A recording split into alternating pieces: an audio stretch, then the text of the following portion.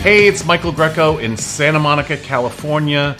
This video is brought to you by ASMP, Wonderful Machine, and TitanCopyright.com. Let's get started with a registration for published work. Registering the published images is very similar to registering the unpublished images, except there are a few additional pieces of information you're going to need. Let's go to the proper form. Remember, register a group of photographs.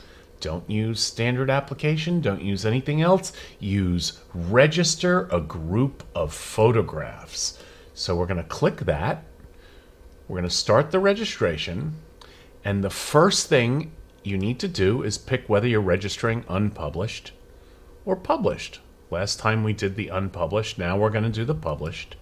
They want you to click here to say you've read all of the things that you need to do here, right? Little fail-safe. All right, we have to name this again. So I'm going to create a new title. I'm going to paste the old title we used. We're doing a group of images conceptually for the month of November of 2007. So just so that you understand, I'm able to register that whole month, and conceptually there would be a list of other things that were published. So the title for this is going to be 2007 November 1st to 2007 November 30th, Greco published. And if you'd like, you can add the word images. And so now this submission is titled. Let's copy that so we could put it on the Excel later, right? It's on my clipboard right now. So the number of images are 2. It's just the 2 images that Time published of Steve Martin. The year of completion is 2007.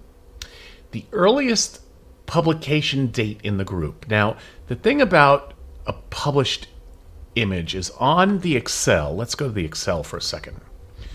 You have to fill out, and this Excel adds an extra column. It has the column here of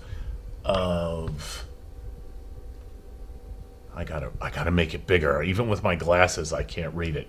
It has the column here of month and year of publication, right? So I would have to look up the tear sheet and find out when Steve Martin was published. But right now, I remember it wasn't published the next week. It was published the week after. I'm going to guesstimate. I don't advise you to guesstimate. I advise you to do a little research on the internet or see if you have the tear sheet and put in the right publication time. But for right now, I'm going to look at the file name because that has our date in it. So it was shot on the 6th of November. So I'm going to give that 2 weeks and call it, I'm going to call it the 20th. I'm going to add 14 days. But right, for the purposes here, all we have to do is put in November 2007, and the software automatically formats it the way it wants to.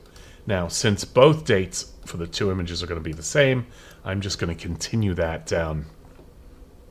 Since we're here, I'm going to fill this out, right? I'm going to put, no, I need the case number from up here for the Excel. Okay, got the case number in. I'm going to get I'm going to copy, I'm going to select all and copy both file names. I'm going to paste the file names here. Remember, this is set up, maybe you're a fine art photographer and you've titled the photographs with a fine art title, like, you know, Yosemite in the clouds. But the file name is something completely different. This is set up if you use a title and a file name and they're separate. In my case, for this purpose, whoops. In my case, for this purpose, they're not different. And we're going to paste it here again since it's the same. And then remember, we're going to copy them here because the Copyright Office has a little calculation here. And the little calculation here puts a little comma afterwards. So you can add these file names, copy, to the name. So I'm going to put a comma here, and I'm going to add the file name to the name. Now, since this is really one shoot, I'm going to say the earliest date of publication is 11/20/2007, and the latest date of publication is the same, 11/20/2007, and the country of first publication is the United States.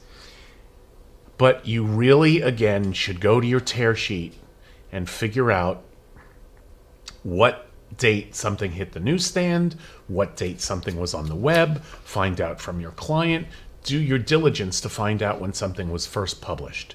If you're using the system we discussed, where you're registering everything as published that you sent to the client, the date you send it would be the publication date. So that might be the simplest thing for you. And a little tip, if you pull up this pop-up menu and you have a lot of images, like you've filled up this registration and it's 750, you can actually type 750 in and it'll go down to 750 rather than scrolling the whole way.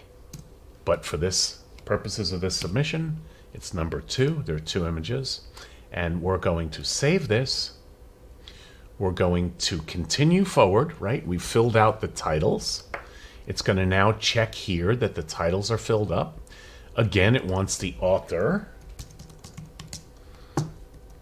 I'll use my middle name, my new middle name through marriage.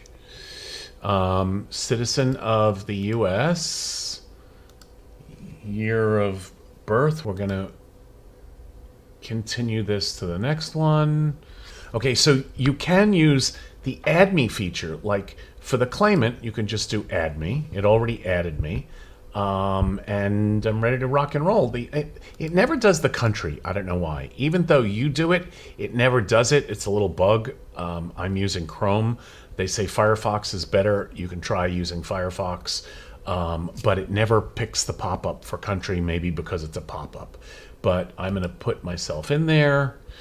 I'm going to continue and use that. I'm going to hit add me again. It adds me because I'm the person to speak to for rights and permissions. Once you know what you're doing, it's pretty fast, right? You can actually do it relatively fast. Again, country never pops up. I just hit add me, continue. Where do you want to mail the certificate? The same person you spoke to for the correspondence, the rights and permissions, who the claimant is, and who the author is. You have to understand, though, you could have bought a collection of images, and you are now the claimant, but you weren't the author. Like things like that, the technical details are important, so the Copyright Office has to cover themselves for that, right? In most cases, it's pretty repetitive. I'm going to fix that country again. Mail certificate, no special handling unless you need this rushed. We're going to continue past this. And the certification is basically a form of you signing. So here we go again. I'm going to put in my name. And then we're going to we have to name the document. You don't want to send them the document with the same name. I'm going to save it. But you don't want to send them this document with the same name as their template, right? That doesn't make sense. So we're going to go back to the title of the group, just so we have it, so I can cut and paste it. I'm going to go back to the title of the group here, just cut and paste it. Because think about things like, I'm going to make a copy of this. Because I think about things like, the potential of putting it on a computer that's old and needs underscores and no spaces. I'm going to just add the underscores. It's a little anal, but I usually do it.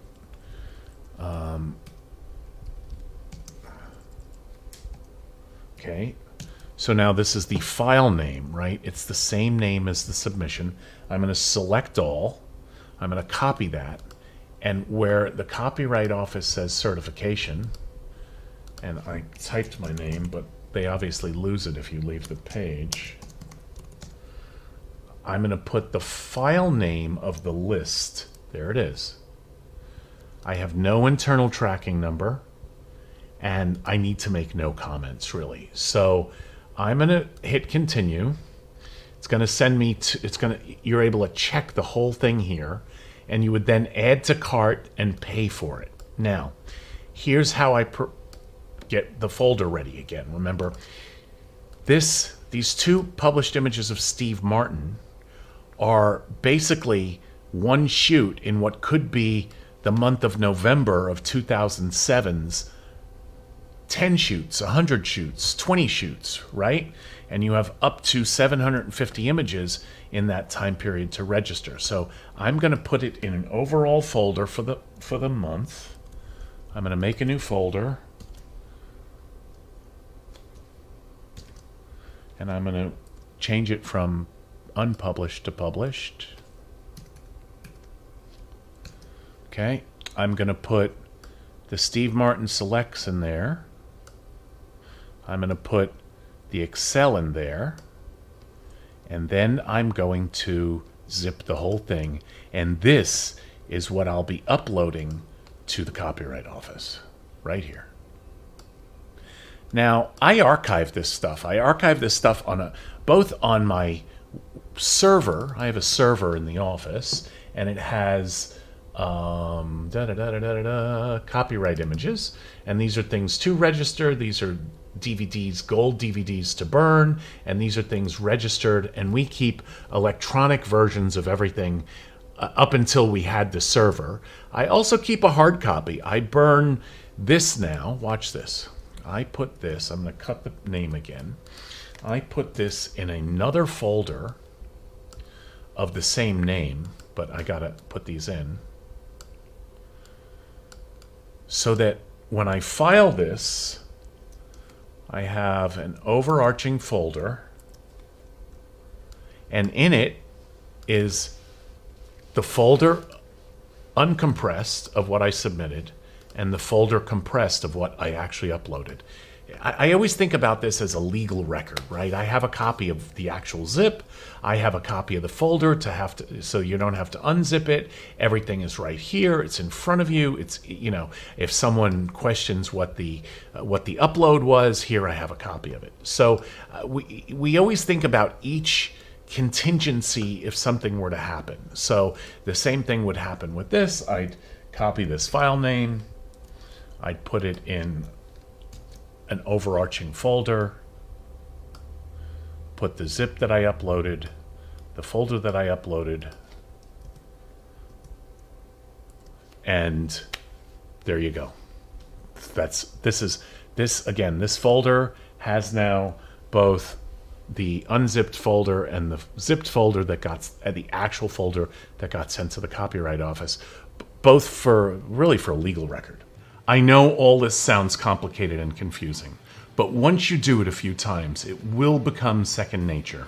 Trust me, and you have to do it to secure your future. If need be, watch the video a few times and take notes. For more information, please reach out to ASMP or follow the Wonderful Machine posts on aphotoeditor.com. You can also contact us at imagedefenders.com. I want to thank my wonderful audience one last time for watching. Hang in there.